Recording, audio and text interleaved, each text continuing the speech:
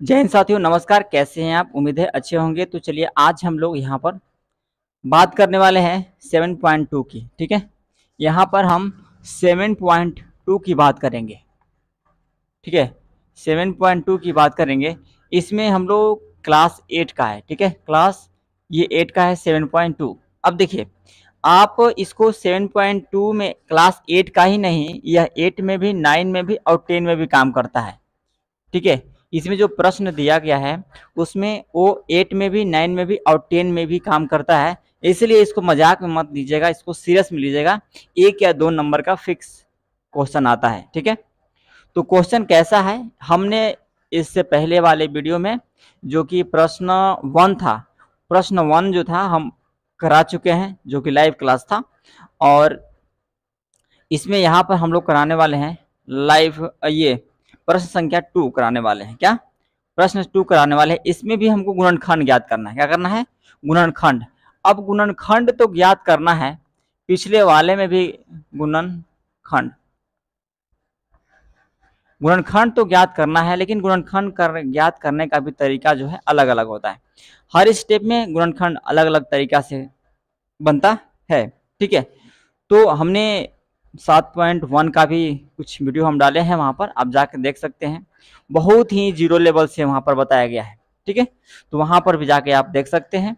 यहाँ पर क्वेश्चन देखिए कैसा है। प्रश्न संख्या की हम लोग फर्स्ट की बात करें तो प्रश्न संख्या फर्स्ट है, यहाँ पर एक्स स्क्वायर माइनस 4 है और एक है यहाँ पर दूसरा नंबर भी लिख ही लेता हूँ। ठीक है, ये है 4x square minus 25y square. हम पहले दो ही क्वेश्चन लेते हैं, इसके बाद और क्वेश्चन लेंगे। इससे पहले थोड़ा आप एक फॉर्मूला याद रख लेंगे। ठीक है, क्योंकि अगर आपके पास सूत्र रहेगा तभी आपको से बनेगा। ठीक है, तो इससे पहले क्या होगा, पहले हम सूत्र याद कर लेते हैं। देखिए, ए स्क्वायर माइनस बी स्क्वायर का क्या होता है फॉर्मूला पता है? ये होता है ए plus B into A minus B. देखिए, जिसको इसको पता होगा आप मुझे कमेंट करेंगे। ठीक है ना, जिसको इसको पता होगा आप मुझे कमेंट करेंगे कि मुझे याद था। ठीक है, यहाँ पर और a प्लस बी के होल स्क्वायर का जो सूत्र क्या होता है, जल्दी आप मुझे कमेंट में लिखेंगे। ये जो है, ये पहले हम आपको इसको हल करने का तरीका, मेथड यानी फॉर्मूला बता रहे हैं, तब जाकर हम उसको हल करेंगे। ठीक है, चलिए, तो ये क्या होगा, A square plus 2a B plus B square. ठीक है, तो क्या हुआ, a प्लस बी का होल स्क्वायर बराबर होता है A square plus 2ab plus B square. A minus B के होल स्क्वायर बराबर होता है A square minus 2ab plus B square. ठीक है, तो इस तरह से इस प्रकार के जो है आपको फॉर्मूला याद कर लेना है। जब इस प्रकार का फॉर्मूला आप याद कर लेंगे तो गुणनखंड बनाने में आपको सहूलियत होगा, गुणनखंड बनाने में आपको आसानी पड़ेगा।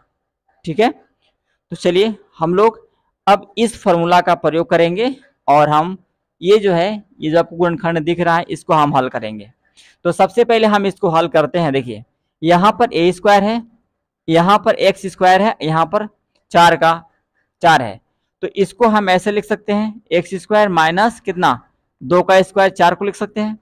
देखिए, अगर 2 गुना 2 करते हैं तो निश्चित रूप से मेरा 4 आता है कि नहीं।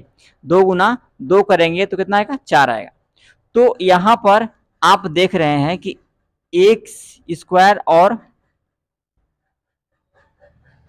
2 के स्क्वायर है। ठीक है, तो इसको हम अगर हम एक्स ए मान लेते हैं, एक्स को ए मान लेते हैं और 2 को अगर हम बी मान लेते हैं, तो क्या ये मेरा फॉर्मूला पर बैठ गया क्या?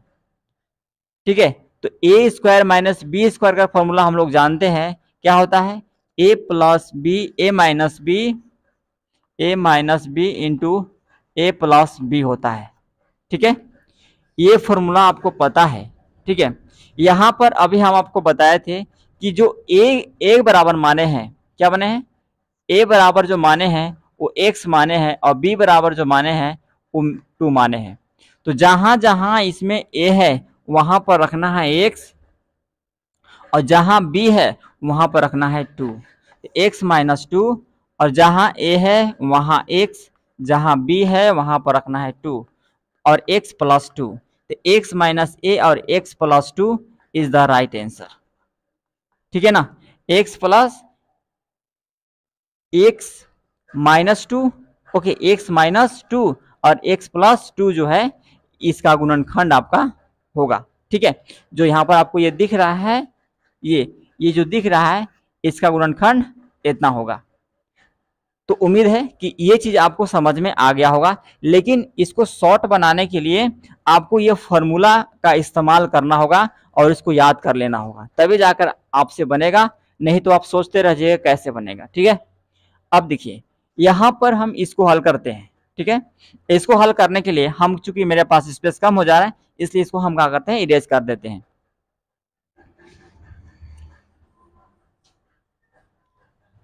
चलिए इसको हम क्या कर दिए, इरेज कर दिए, और यहाँ पर हम हल करते हैं।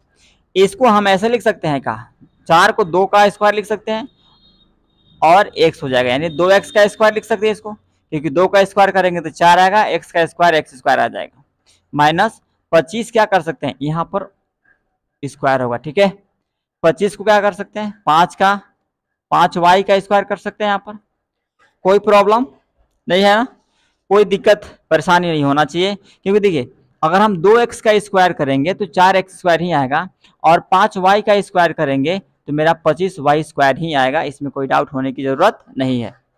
हम क्या करते हैं, यहाँ पर इसको a बराबर मानते हैं, कितना, a बराबर 2x मानते हैं, और b बराबर हम मानते हैं क्या, 5y।